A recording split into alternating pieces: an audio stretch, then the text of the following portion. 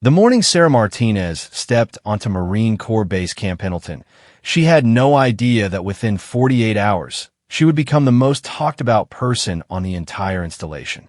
What started as routine questioning about her presence in restricted areas would spiral into a base-wide investigation, heated confrontations, and ultimately a revelation that would leave hardened Marines speechless and scrambling to salute. Sometimes the most dangerous assumptions are the ones we make about people who don't fit the mold we expect. And sometimes those assumptions can cost you your career, your reputation, and your respect. This is the story of how one woman's quiet confidence in the face of hostility would expose the deep-seated biases within one of America's most elite fighting forces, and how her true identity would turn everything upside down in ways no one saw coming. What happens when the hunter becomes the hunted, and the person you're targeting turns out to be the one person you should never, ever cross. The California sun was just beginning to pierce through the morning fog when Sarah Martinez pulled her rental car up to the main gate of Marine Corps Base Camp Pendleton. At 28 years old, she had the kind of understated presence that could easily blend into a crowd, which had served her well throughout her career. Her dark hair was pulled back in a simple ponytail, and she wore civilian clothes that were neat but unremarkable. To anyone watching, she looked like just another contractor or civilian employee reporting for work. The security guard at the gate barely glanced at her identification before waving her through. Sarah had been through this routine dozens of times at military installations across the country, but something felt different about this place. Maybe it was the way the Marines moved with that particular swagger that came from knowing they were part of something elite, or maybe it was the tension she could sense beneath the surface of their professional demeanor. Sarah had been called to Camp Pendleton on what her superiors had described as a routine assessment. Her official cover story was that she was a civilian contractor conducting efficiency reviews of base operations. It was a role she had played before, and one that typically allowed her to move freely around military installations without drawing too much attention. What the Marines didn't know was that Sarah's real job was far more sensitive, and her true credentials would have commanded immediate respect and cooperation from every person on the base. As she drove through the sprawling installation, Sarah took mental notes of everything she observed. The base was impressive in its scope and organization. Marines moved with purpose between buildings, their uniforms crisp and their bearing unmistakably military. She could see training exercises taking place in the distance, with Marines running in formation and the sound of weapons fire echoing from the ranges. This was a place where America's finest came to hone their skills and prepare for combat. Sarah's first stop was the administrative building where she was supposed to check in with the base commanding officer. She had arranged this meeting weeks in advance, but when she arrived at the reception desk, the young Marine corporal behind the desk looked confused when she presented her credentials. "Ma'am, I don't have you on the schedule for today," the corporal said, scanning his computer screen with growing uncertainty. "Are you sure you're supposed to be meeting with the colonel today?" Sarah maintained her calm exterior, though internally she felt a familiar flutter of concern. Mixed-up appointments were not uncommon in her line of work, but they always created complications. "I have a confirmed appointment for 0900 hours, she said, showing him the paperwork she had received from her handlers. "Perhaps you could check with the colonel's aide?" The corporal made a phone call, speaking in hushed tones while glancing at Sarah with obvious skepticism. After a few minutes, he hung up and shook his head. "Ma'am, the colonel's aide says there's no record of any appointment with a civilian contractor today. He's asking who authorized your access to the base." This was where things started to go wrong. Sarah knew that her cover had been established through proper channels, but military bureaucracy was notorious for its complexity and potential for error. Someone, somewhere, had failed to properly coordinate her visit, and now she found herself in the awkward position of being on a military base without clear authorization. "There must be some mistake," Sarah said calmly. "I have all the proper documentation. Perhaps I could speak directly with someone in the colonel's office." The corporal looked increasingly uncomfortable. "Ma'am, I'm going to have to ask you to wait here while I contact the military police.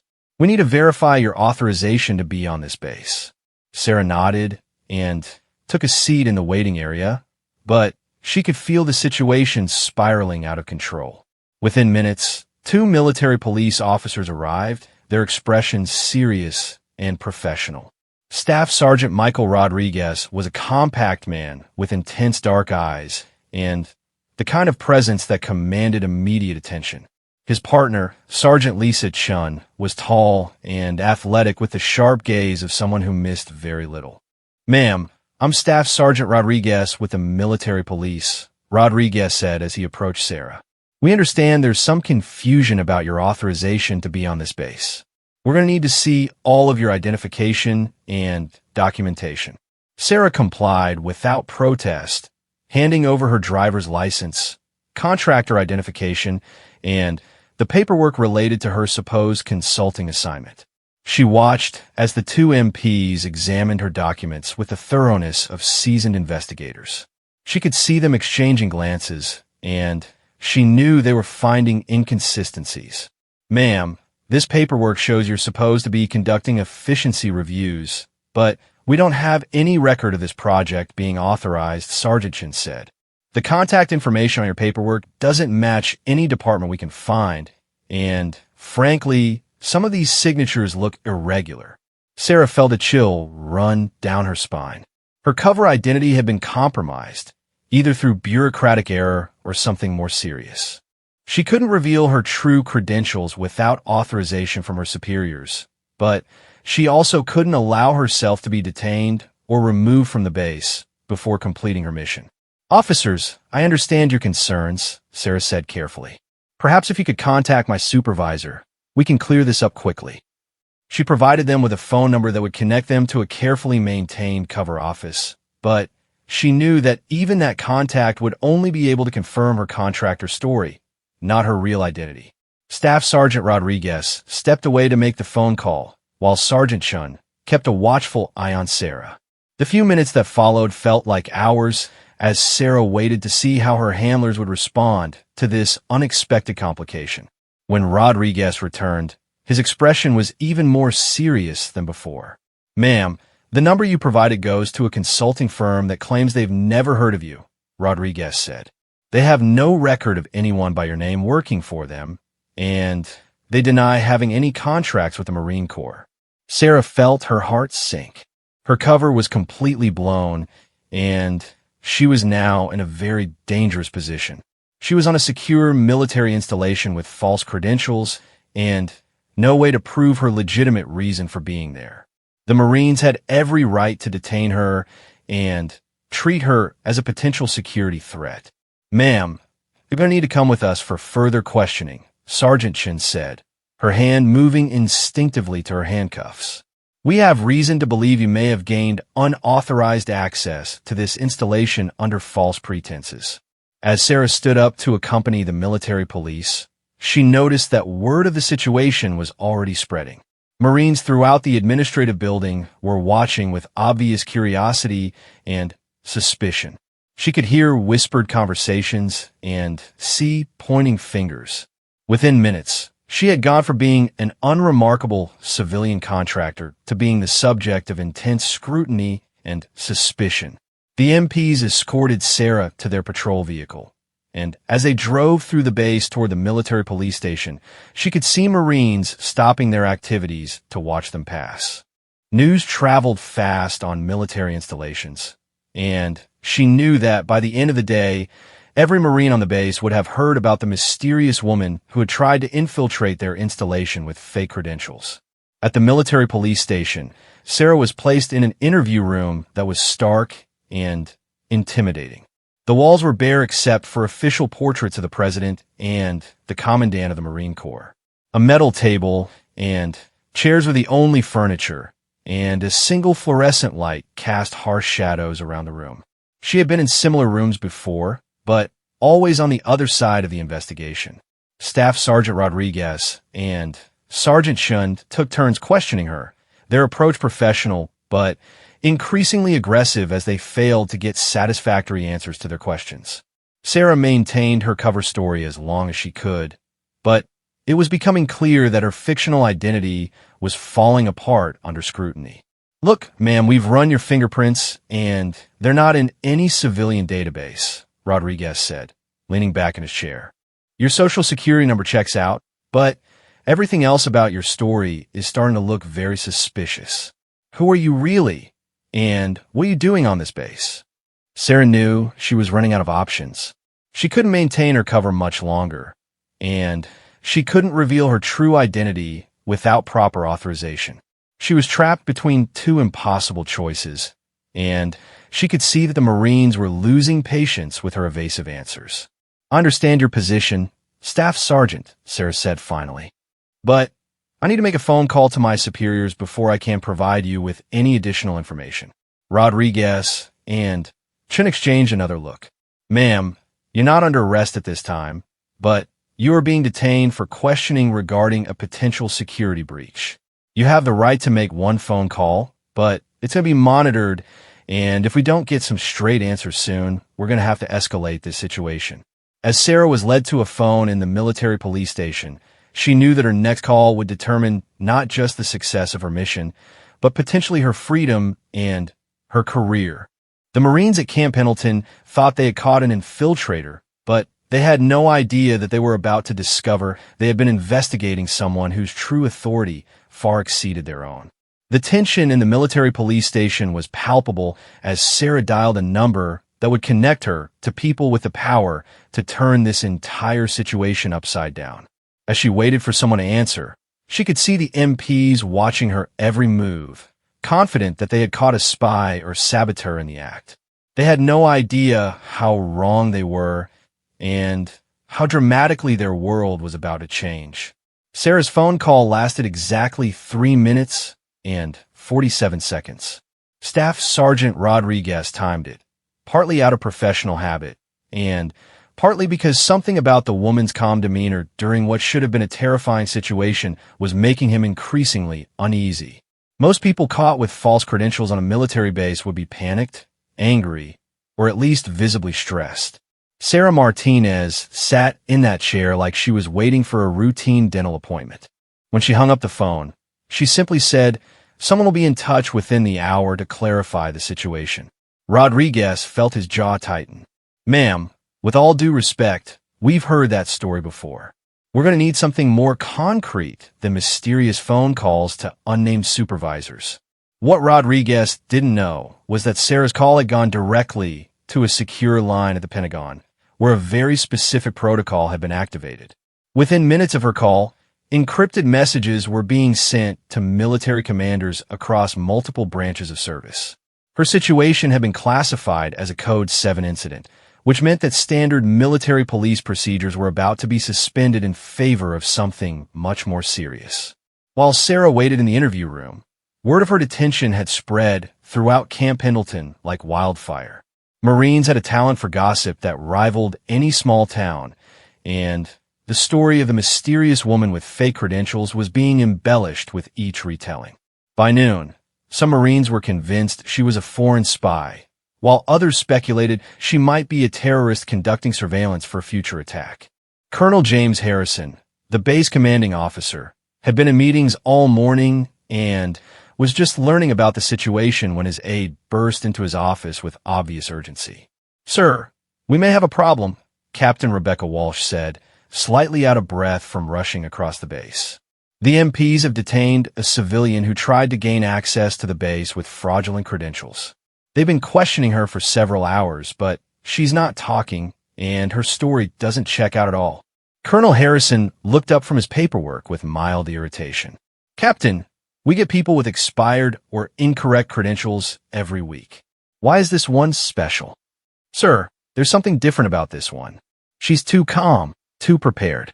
Staff Sergeant Rodriguez thinks she might be conducting surveillance. And honestly, sir, her behavior is consistent with someone who has professional training." The colonel's expression grew more serious. In the current global security environment, the possibility of foreign intelligence operatives targeting Marine installations was a constant concern. "What do we know about her?" "Not much, sir. She claims to be a contractor named Sarah Martinez, but her cover story is falling apart under investigation. Her supposed employer has never heard of her, and some of her documentation appears to be fabricated. Colonel Harrison stood up and walked to his window, which overlooked the sprawling base where thousands of Marines were going about their daily training and duties. The idea that a potential spy had penetrated his installation was deeply troubling, but something about the situation didn't feel right to him. "Has she asked for a lawyer?" he asked. "No, sir.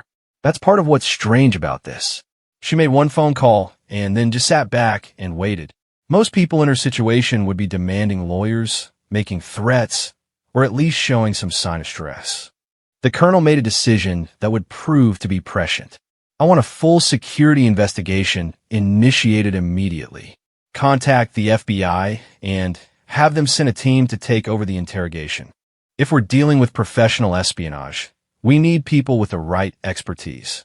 Meanwhile, in the military police station, Sarah was becoming increasingly aware that her situation was escalating beyond the control of the local MPs.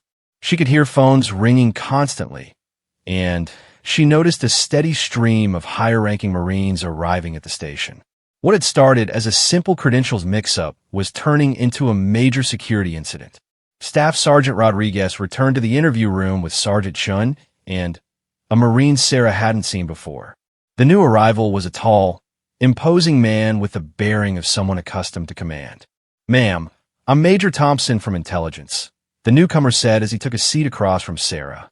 "I understand you've been having some difficulty explaining your presence on this base." Sarah recognized the shift in tactics immediately. They were bringing in interrogators with more sophisticated training, which meant they were taking her potential threat very seriously. She maintained her calm exterior while calculating how much longer she would need to wait for her situation to be resolved. "Major, I've been as cooperative as possible under the circumstances," Sarah replied. "I'm waiting for my superiors to provide the clarification that will resolve this misunderstanding." Major Thompson opened a file folder and spread several documents across the table. "Ms. Martinez, if that's really your name, we've been doing some additional research into your background. Your social security number belongs to a Sarah Martinez, but that woman died in a car accident 3 years ago in Denver, Colorado." Sarah felt a cold stab of alarm. Her handlers had assured her that her cover identity was solid, but apparently there were flaws in the documentation that were now being exposed under thorough investigation. The situation was becoming more dangerous by the minute. "Furthermore," Major Thompson continued, "we've discovered that the address listed on your driver's license corresponds to a vacant lot in Phoenix.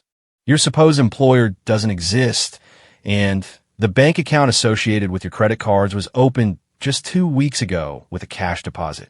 The walls were closing in, and Sarah knew that within a few hours, the Marines would have enough evidence to charge her with serious federal crimes related to identity theft and potential espionage. She needed her handlers to intervene immediately, or her mission would become the least of her problems.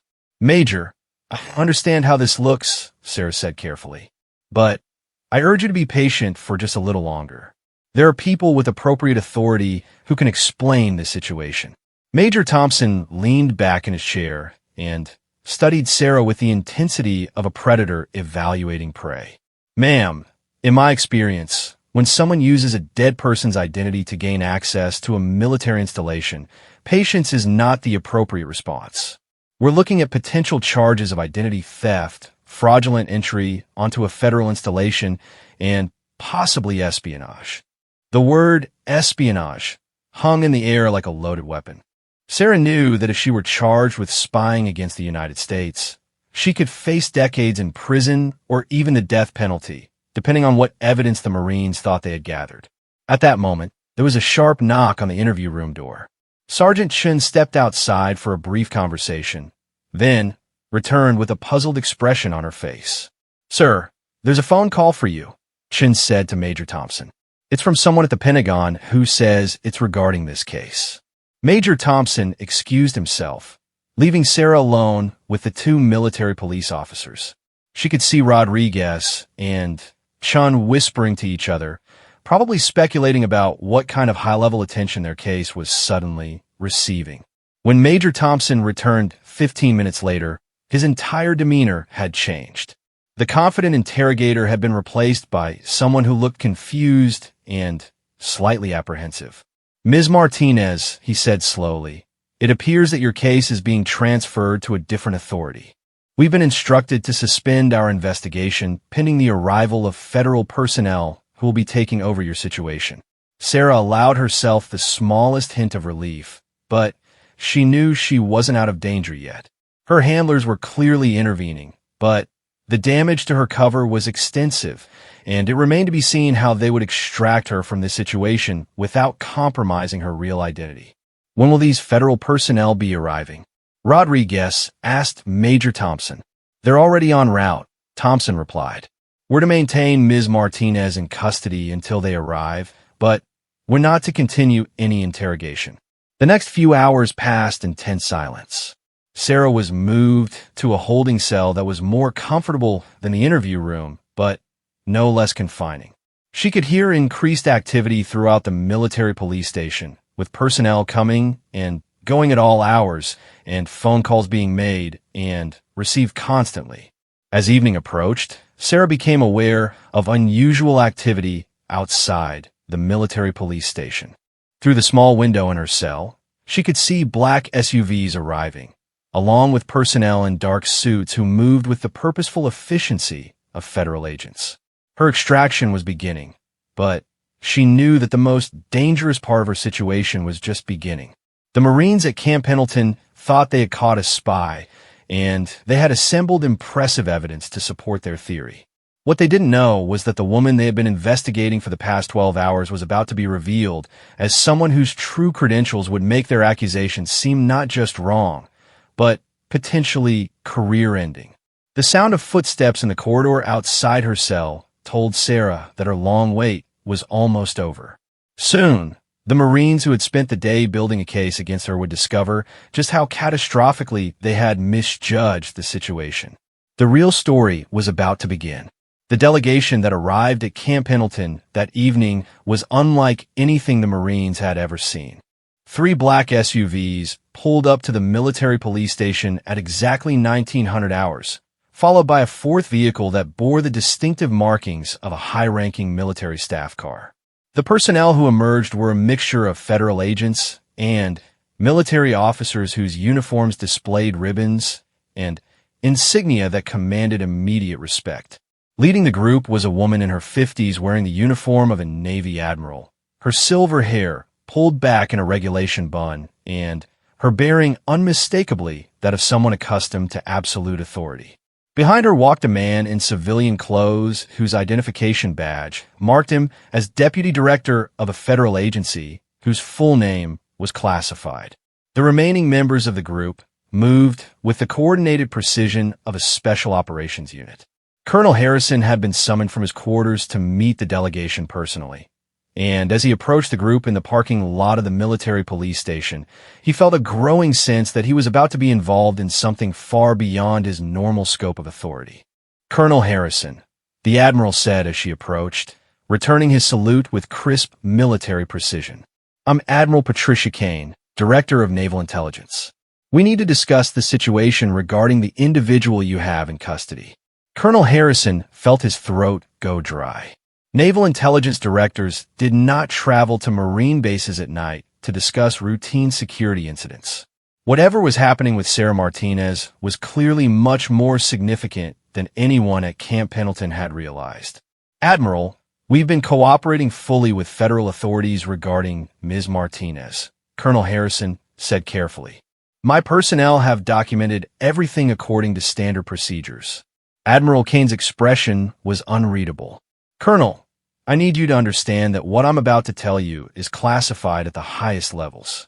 The individual you know as Sarah Martinez is actually Lieutenant Colonel Sarah Elena Vasquez, United States Marine Corps, currently assigned to a joint task force that operates under direct Pentagon authority." The words hit Colonel Harrison like a physical blow. He felt his knees go weak as the implications of what Admiral Kane had just told him began to sink in. His Marines had been investigating detaining, and essentially accusing one of their own officers of espionage. "Admiral, that's impossible," Colonel Harrison managed to say. "We verified her credentials. Her identity documents were fraudulent. Her cover story didn't check out."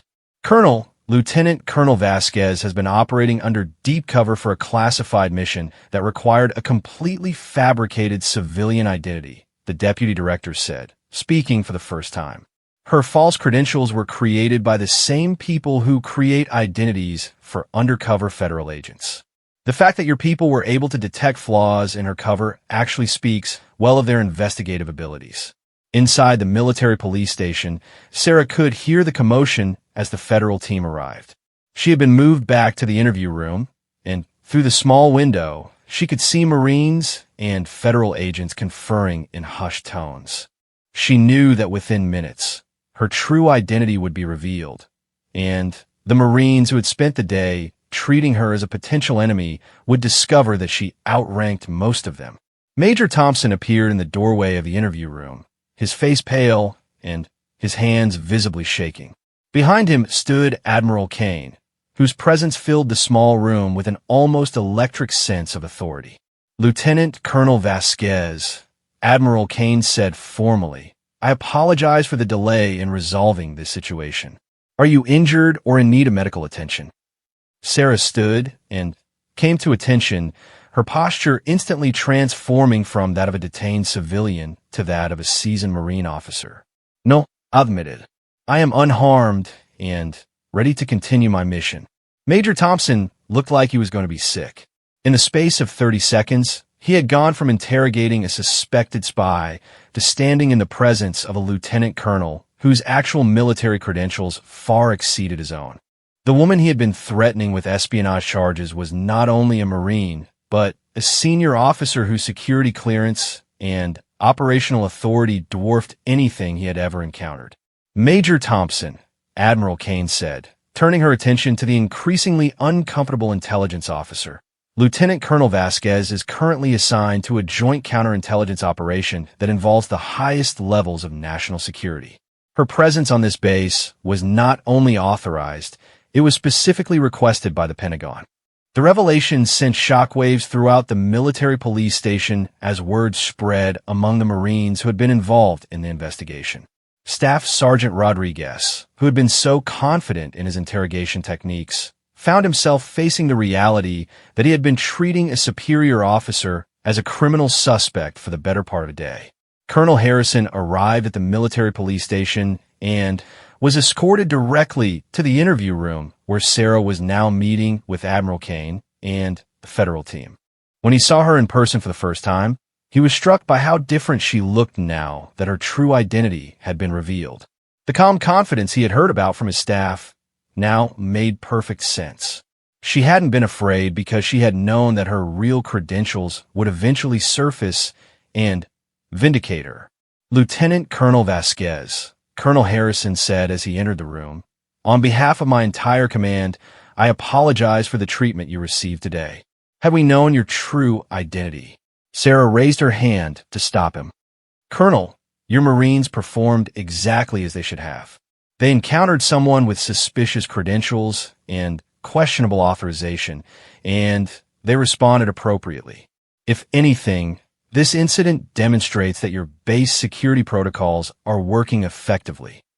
But even as Sarah spoke diplomatically, everyone in the room understood that the situation had serious implications for the Marines who had been involved in her detention and interrogation. Military careers had been destroyed for lesser mistakes, and the fact that they had essentially accused a decorated officer of treason was not something that would be easily forgotten or forgiven.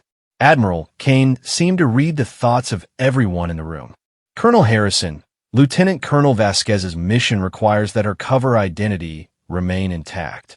For operational security reasons, the details of what happened here today must be classified at the highest levels. Your personnel will need to be debriefed and sworn to secrecy regarding this entire incident.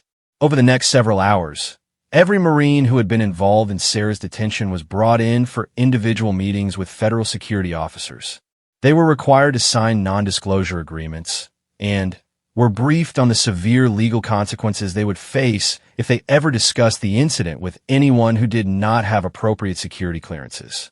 Staff Sergeant Rodriguez found himself in the surreal position of being debriefed about his interrogation of a lieutenant colonel. The federal agents were professional, but firm in making it clear that his career would be over if he ever breathed a word about what had happened.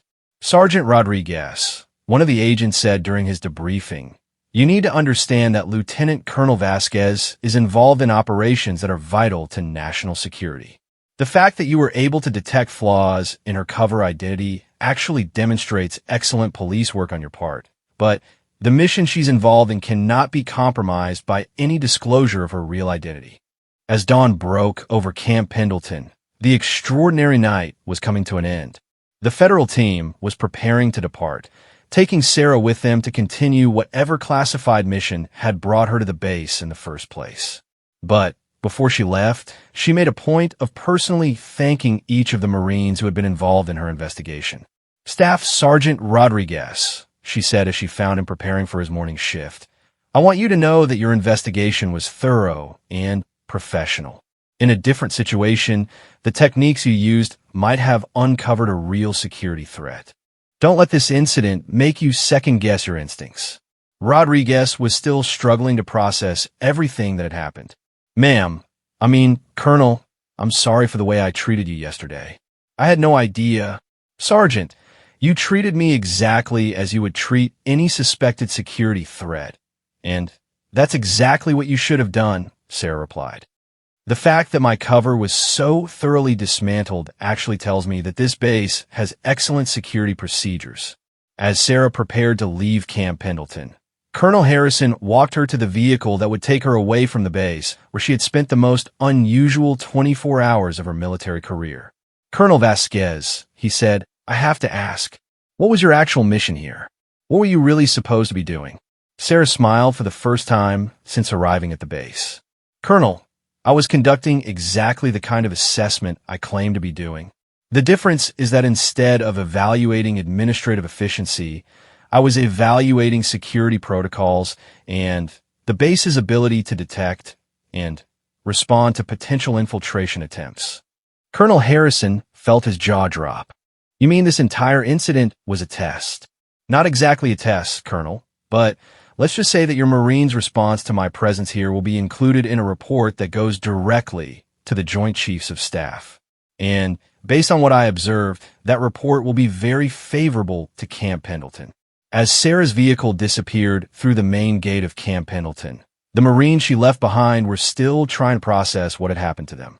They had started the day thinking they were dealing with a routine security incident and ended up discovering that they had been part of a classified operation whose true purpose they might never fully understand. The story of the mysterious woman with fake credentials became one of those legendary tales that Marines would tell for years to come, though always in whispers and only to people with appropriate security clearances. Most of the details would remain classified indefinitely, but the lesson was clear. In the world of military intelligence and national security, nothing was ever exactly what it seemed. For Sarah Martinez, or Lieutenant Colonel Sarah Elena Vasquez, the incident at Camp Pendleton would be just one chapter in a career filled with classified missions and assumed identities.